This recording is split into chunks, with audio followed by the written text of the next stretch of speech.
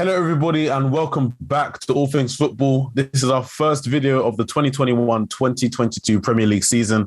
And of course, as you can tell by the title, it's going to be a Premier League prediction episode.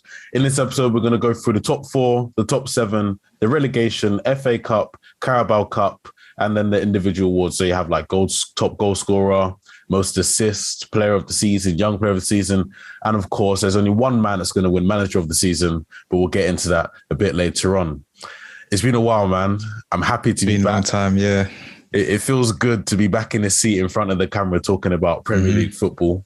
And of course, later today, the Premier League does kick off with Arsenal against Brentford. I'm excited for the match, mainly because it is Premier League and I want to get back to watching football every single week. It's part of my routine. And when it's gone, nothing feels natural. All the days just merge into one and there's nothing to split it up. But anyways. Yeah, before we get into it, I'm going to say this is actually going to be one of the best Premier League seasons. Because obviously we haven't done a video in a while, but the amount of transfers that have happened, let's quickly recap the transfers that have happened. Start with obviously the top six. So Man City, everyone knows £100 million, Jack Grealish. Yeah. Harry Kane potentially could still go there for 100 million. We don't know yet. He could still go. Obviously, Man U have signed Sancho and still pending Varane. Don't forget Tom Heaton, valuable addition to the squad. Yes. I did go watch him in pre-season and let me talk about him because there's no point. Who else? Chelsea, Lukaku's back.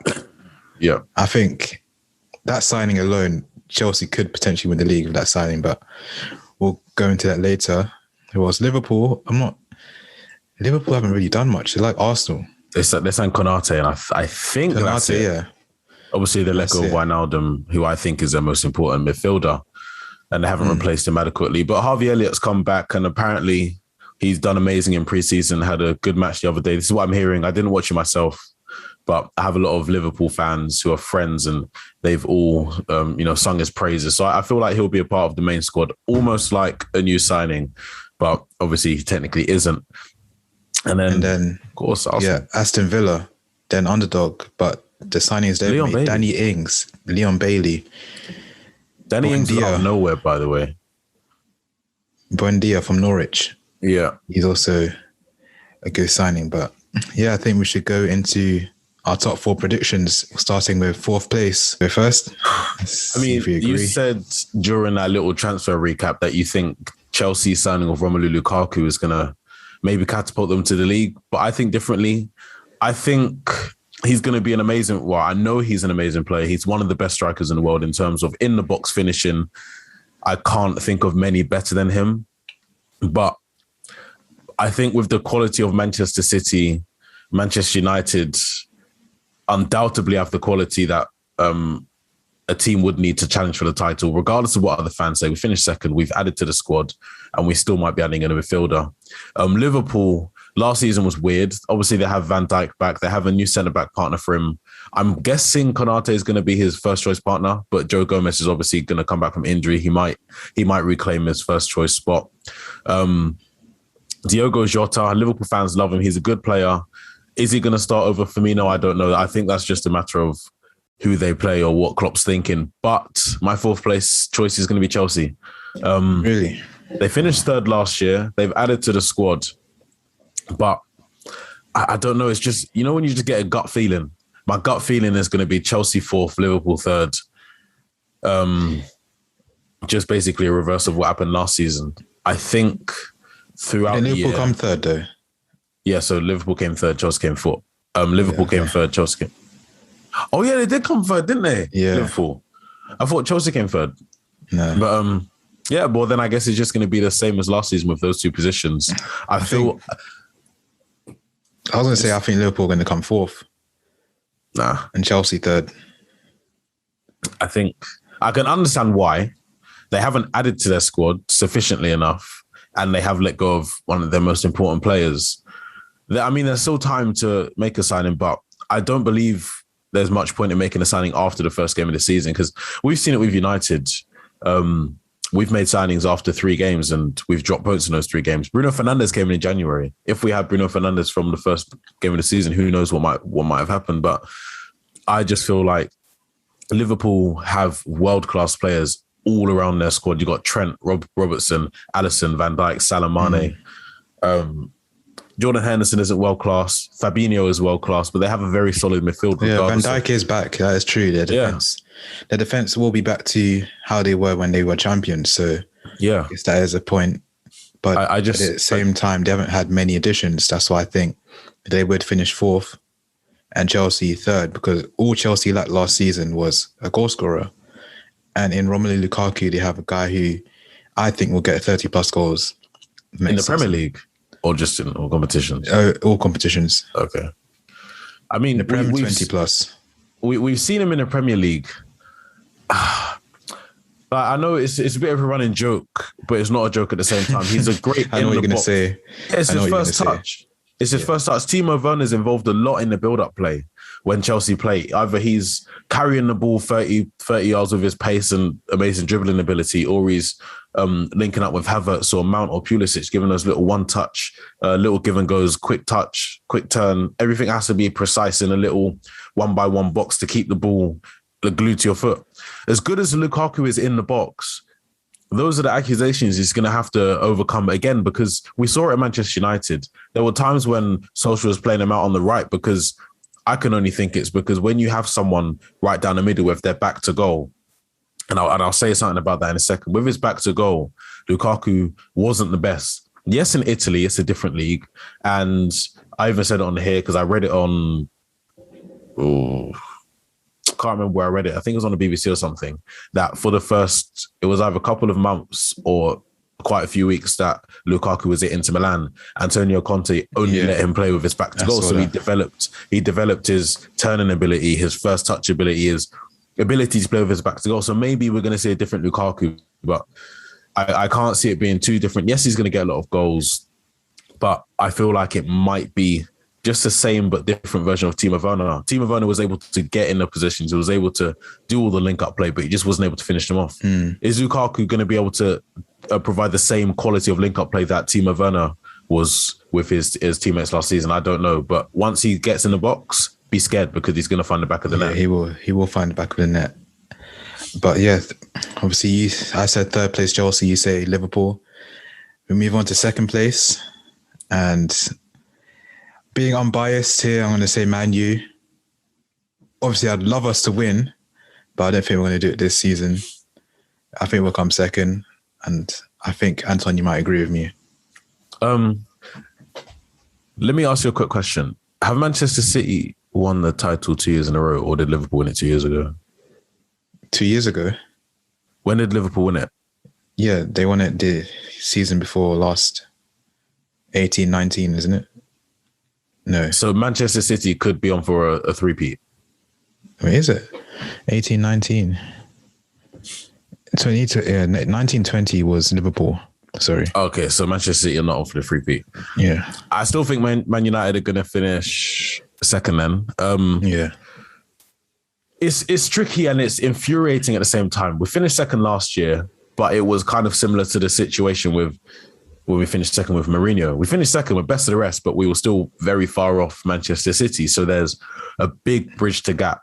We've done 2 things to help bridge that gap, which I think will bridge a gap.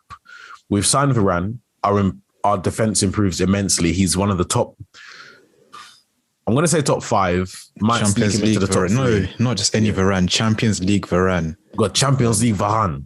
Yes. Partnering Harry Maguire, who's quickly establishing himself as one of the best centre-backs in Europe. And I don't think that can go unnoticed. A lot of people are coming to the realisation that Harry Maguire is one of the best. In those 2 alone, we could be seeing one of the best centre-back partnerships in Europe. So all that means to me is we concede less goals, which means we either win more games. And because of the pace that Varane has, the experience, the prowess in competitions like the Champions League. Yeah. And it just improved everything. It means that we don't have to play that double pivot of McFred because Maguire and Lindelof were unreliable. Hopefully Maguire and Varane will be a reliable partnership at the back, meaning that we can afford to have one pivot.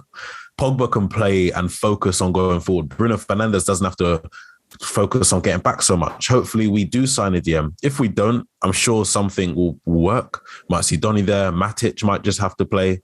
But no, we'll have Fred. Don't worry. Fred can do the job. He's been practicing, I hope. And then, of course, up front, we signed Jadon Sancho, who I hope will start against Leeds. He's only beaten by Messi in assists for the last 3 years in the league. And don't care what you say about the Bundesliga. Robert Lewandowski was poised to win a Ballon d'Or. Erling Haaland is considered one of the best strikers in the world. You've got Manuel Neuer, Joshua, some of the best players in the world play in the Bundesliga. So apparently the Bundesliga attacks only applies to when you sign for Manchester United. But Jadon Sancho has proved himself to be one of the best and effective wingers in the world, not just in Europe, over the past few seasons. And hopefully he's going to be able to carry that into the Premier League. He's got a bit of street football about him. He's going to go for those nutmegs. He's going to look to humiliate you. But at the same time, he's proven that he can do what matters the most.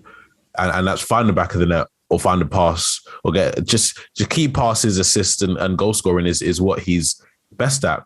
And Mason Greenwood done a stellar job getting goals and assists, but Jadon Sancho is going to evolve that right wing position and hopefully build a good partnership with Aaron Wan-Bissaka down the right. I mean, Jadon Sancho today, there was an interview with Rio Ferdinand. I've only seen half of it, but already he's saying how him and Bruno linking up in training, both have the same mentality. I just can't wait for tomorrow, but we're getting too ahead of ourselves. We are saying City, we're both agreeing City will be champions next season. Obviously, he spent 100 million on Jack Grealish. They could potentially spend a further 100 million on Harry Kane. Just buying Jack Grealish alone, they're going to win the title. If they get Kane, that's just unfair. That's just bullying. There's bullying the rest of the teams in the league if they sign Kane as well. I do need to ask you, who does Grealish replace? Like, you think he doesn't start? Who does he replace? Because how City played last season, they didn't have a striker. They had a false nine. He could easily go left wing. Maybe Sterling goes false nine or something like that. So effectively he's replacing Jesus or Aguero. Yeah, I say one of those two. Because, I mean, he's a great player. 6 league goals, amazing. But 100 million for Jack Grealish, and we're unsure about who he takes off the pitch. But the thing is, with City, it really doesn't matter. City will never necessarily have a stand-up player because everyone in that team is very good. So you have good players on the bench. Mahrez had his best season last season. He's not getting mentioned because everyone in that City team performs. So it doesn't matter if you're on the bench or on the pitch at City, you're going to perform. So I think that's just the way that team is run. I hear that. That makes sense. It's just a bit tricky. I don't think he's going to be the reason they win the league if they win the league, but obviously he does help them out a lot. I just hope that Manchester United managed to sign a proper destroyer, someone like an Ndidi, someone like a Declan Rice, a Zakaria, to anchor the midfield by themselves. A younger version of Matic would be perfect, in all honesty. If Matic could play 3 games every 10 days or 12 days, I think we would have a very, very, very balanced squad. Matic is very, very good. I'm telling you, when I saw him in pre-season against Brentford, the way he just literally, he was man of the match in my opinion. I've never seen someone play so effortlessly as him. And it shows that if we have someone like him, he's obviously much younger because obviously he can't do it week in, week out. Yeah. I feel like if you have someone like that, we can challenge City and it will be an even smaller gap. But at the moment, Man United are like a donut. I like the analogy of a donut. You have the back line, we have the forwards, and the middle is... It's not even the whole middle though. No, but if you have one play, because we play 4-2-3-1, if you have one of the two that is not good enough, it's basically you can't work. It can't work. It can't function properly. So that's just how it is. All I'm saying is we finished second. I said convincing second with McFred in the midfield.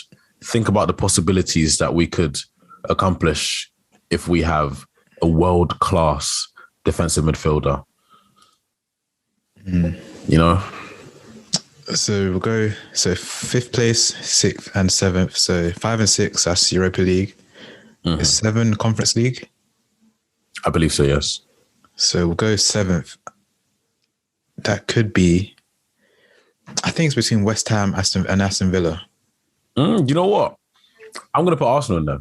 And my thing would be Arsenal. Why would you say West Ham or Aston Villa? I feel like Arsenal, again, Ben White.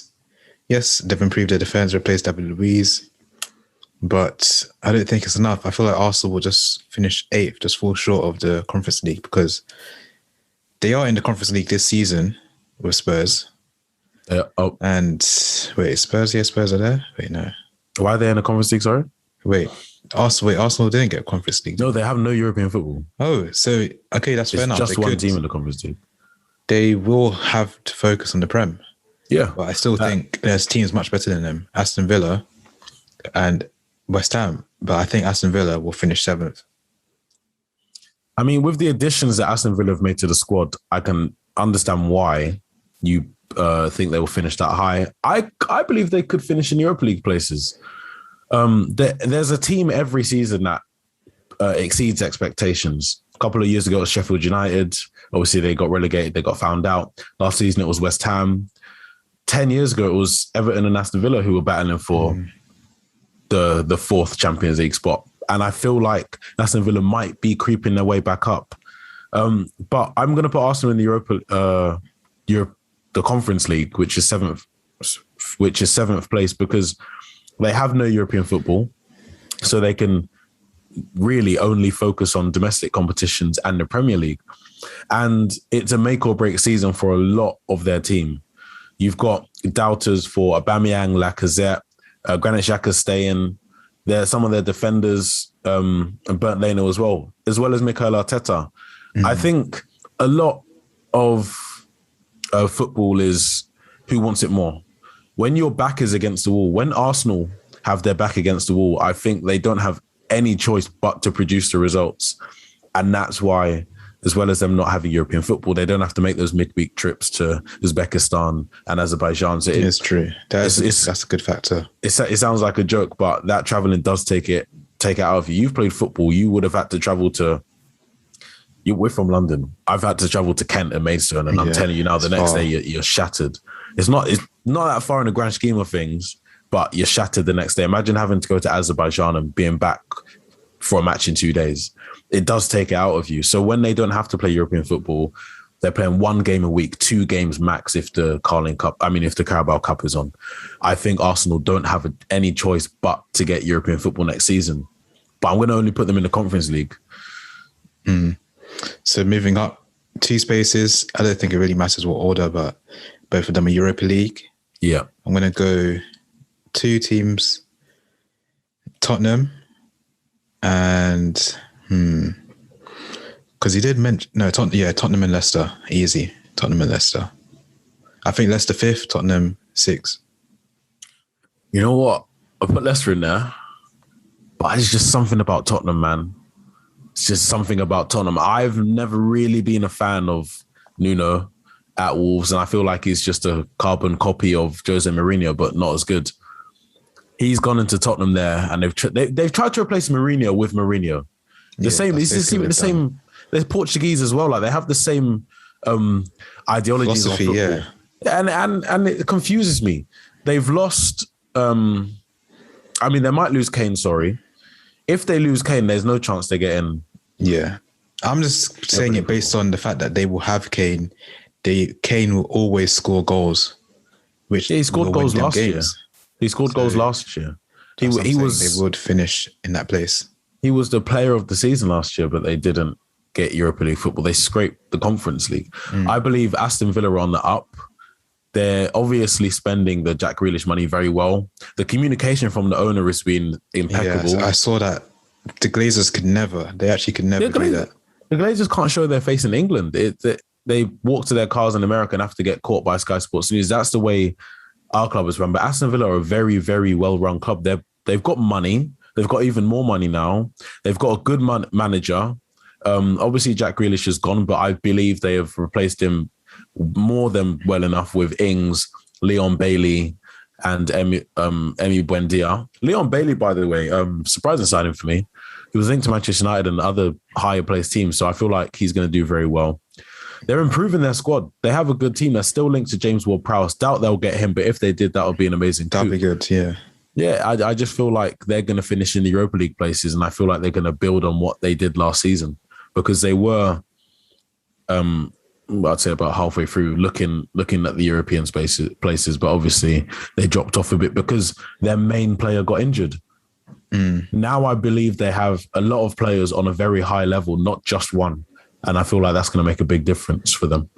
Yeah, the fact that they have invested that money very well, got rid of their main player, but they've got 3 very good attacking players. And I think those 3, because Buendia is he's a playmaker. Ings, goal scorer. And what's his name? Bailey, attacker, just get at the defender. Whereas Jack Grealish was doing all those roles in one.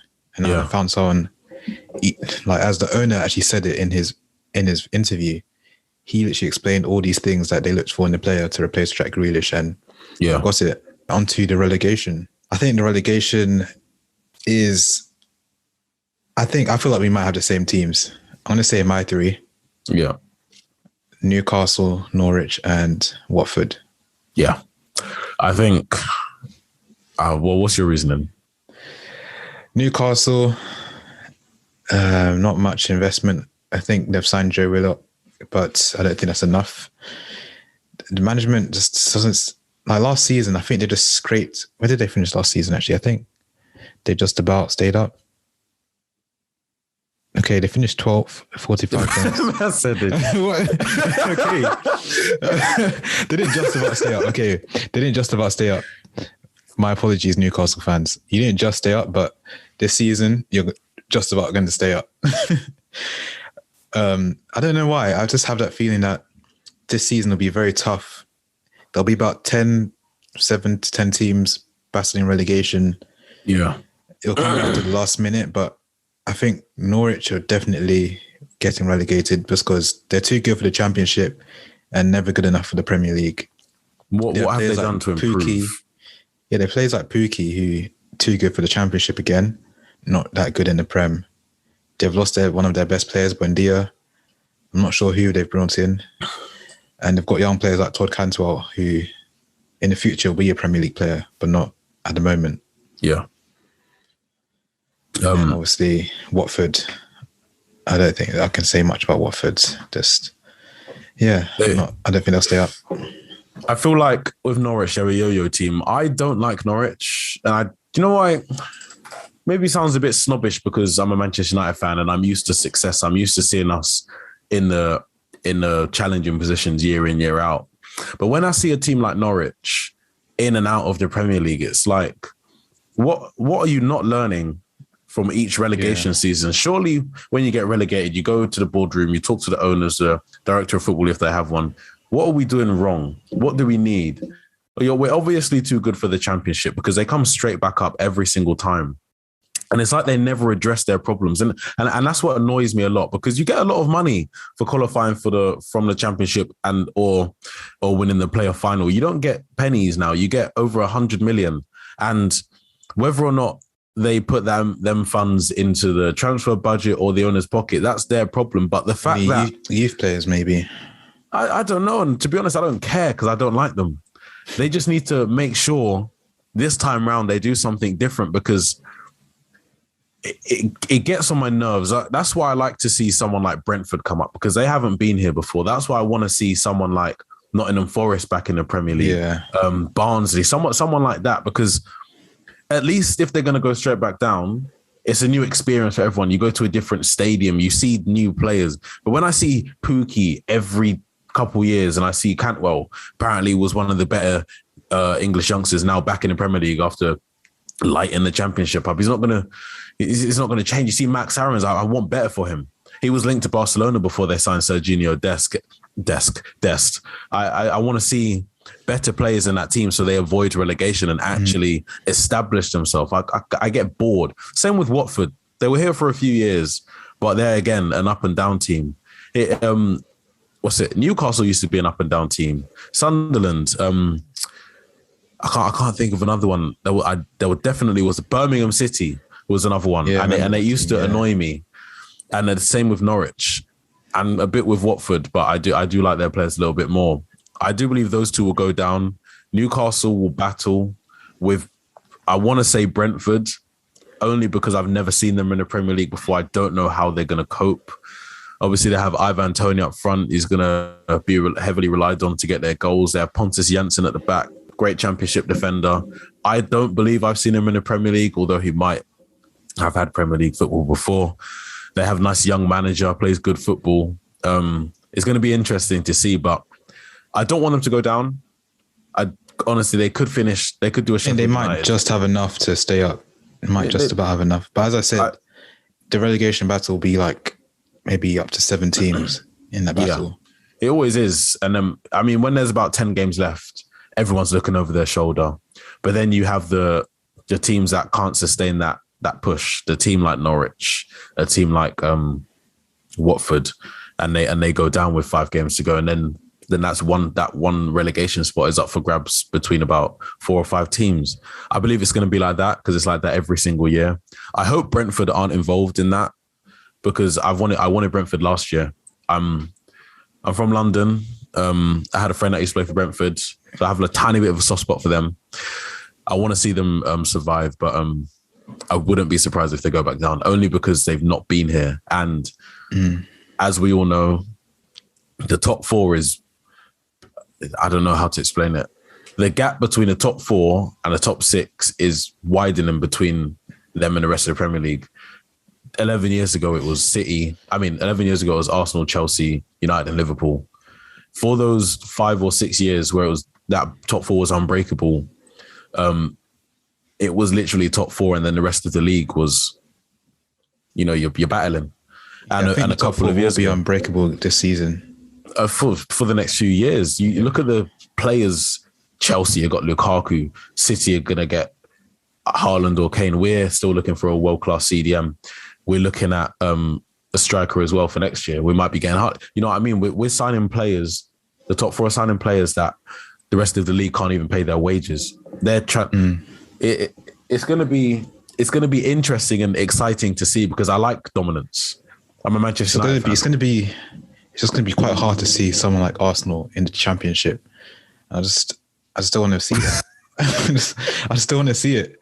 But it's sad. Like as you said, the gap is widening. That could, you never know. It can happen. Leeds United, no one ever thought that they'd get relegated, and they took how many years to get back in the Prem? Yeah, it easily happened. They've only been back for 1 season, but I'd say they're an established side. They have a very good manager and they have very good players. But I just feel like the only mix and match is going to be Europa and then the Conference League for the next few years. Those are the positions that teams are going to put as an objective at the beginning of the season. Because of course, if you interview Tottenham's manager, Nuno is going to be, we're going to go for Champions League football. But in the back of his mind, he knows he's not going to be able to displace Chelsea, Liverpool, United or City. So he's going to be thinking, really, okay, we're not going to get in the top 4, but we need to get 5th place because then we're the best of the rest and we have Europa League football. We need to get as close to the top 4 as possible. And I feel like that's what it's going to be like for the next few years. And then the last relegation is going to be Newcastle. So FA Cup. FA Cup is very tough, but you always get the last 4 teams as like City, Chelsea, confirmed. They'll always be there. One of the last 4, and either, I don't know. I think we'll get a championship club in the top 4. Yeah, a championship club, and then Man U. I don't know. Man U. No, I'm not going to say Man U, but I'm going to say Chelsea win the FA Cup. Ooh, I'm going Arsenal. Arsenal. Again, I put a lot down to no European football. They have to win something. We're in the same position as Arsenal, effectively. We have to win something this season. And so do they. I believe... I don't even want to... I believe Arsenal win the FA Cup because that's all they have. They have a good... They've won it most times. That is their cup, the same way Manchester City and Pep have an affiliation with the Carabao Cup now. He treats that like it's the World Cup.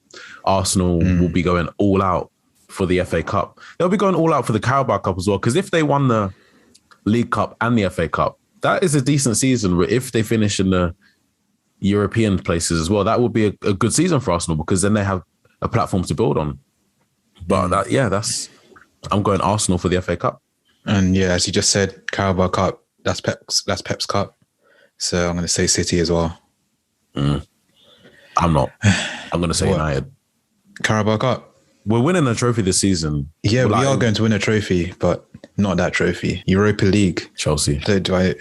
Chelsea? Chelsea again knocked out of the Champions League in the group stages. Chelsea?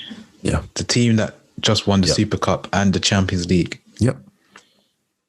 I'm joking. Sorry. I don't even know what teams are in the Europa League. It's probably going to be a Spanish team. Or Inter Milan. No. Inter Milan? Yes, Inter Milan. They'll get knocked out. They'll get knocked out of the Champions League. If you're staying Inter Milan, I'm sticking with Chelsea. Yeah. Okay, stick with Chelsea.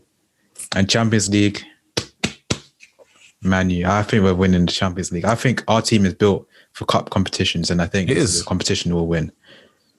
We've got Champions League Varane.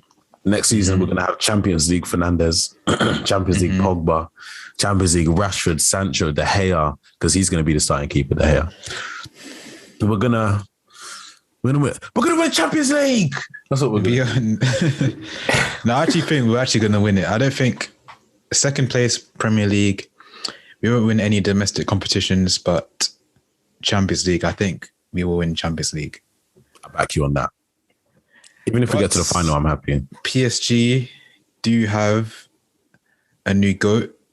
Messi is there. Oh, it doesn't matter who they have.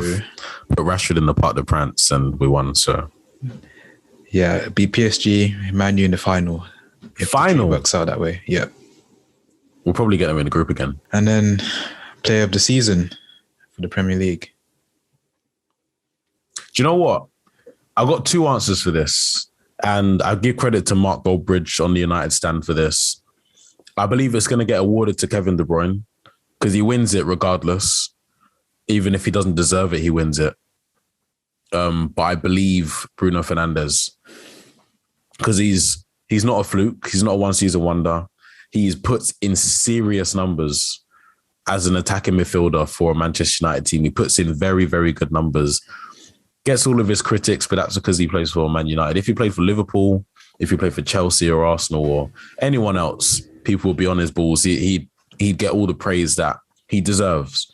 And I believe that this season, once we mount a proper Premier League push, when Bruno Fernandes, he's going to have close to 20 goals in the Premier League and probably around 13 or 14 assists because we have better players this season. He is going to get Player of the Year. And, well, no, he will deserve Player of the Year, undoubtedly. But I believe the award will go to Kevin De Bruyne because he just gets it. Yeah, after that explanation, I was going to say Kevin De Bruyne. It's just easy. But from what you just said about Bruno, I think he should get it. But as we said, De Bruyne, he just keeps doing what he does and they just award it to him. So I'll say Bruno as well.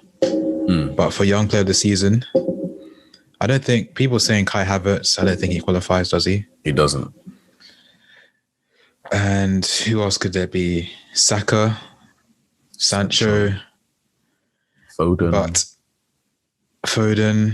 But I'm going to say Saka just purely based on the fact that he's going to carry the Arsenal team again this season. He might carry them to FA Cup victory. He might carry them to Europa League, but he's going to carry them again. I think it's going to be Sancho. Really? Put Sancho on the right wing or left. He's going to probably start left because Rashford isn't. Martial up front, Greenwood on the right. He's going to start left tomorrow, I think. You put Greenwood on the right, Martial up front. It's going to be an exciting front three, but I believe Sancho will win Young Player of the Year. I said Saka purely on the basis that he will carry Arsenal throughout next season. We'll move on to Manager of the Season. This, I think it's easy. Man City will be champions. Pep Guardiola, if you're winning the league, then you have to be Manager of the Season. Although, it could be someone like Dean Smith for Aston Villa. say Aston Villa to finish 5th, surely that could be worthy of manager of the season. But I'm going to give it to Pep Guardiola. You can see at the end of this video each of our predictions. So Anton's is on the left, mine are on the right. Those are all our predictions for the 2021-22 season. We also have our fantasy. The code will be on the screen now. So make sure you join our league. There will be a prize, which will be announced on the Instagram later. So to be able to win this prize, firstly, join our league, subscribe to the YouTube channel, and follow us on Instagram at atfootball_. And come the end of the season, the winner will win a prize. That prize will be announced towards the end of the season. Thank you everyone for watching. Please do like, share, and subscribe to the channel. And we'll see you in a few days. Man United are playing tomorrow. Arsenal playing tonight. First game of the season, Brentford v Arsenal, 8 p.m. And yeah, can't wait. Sancho, come on.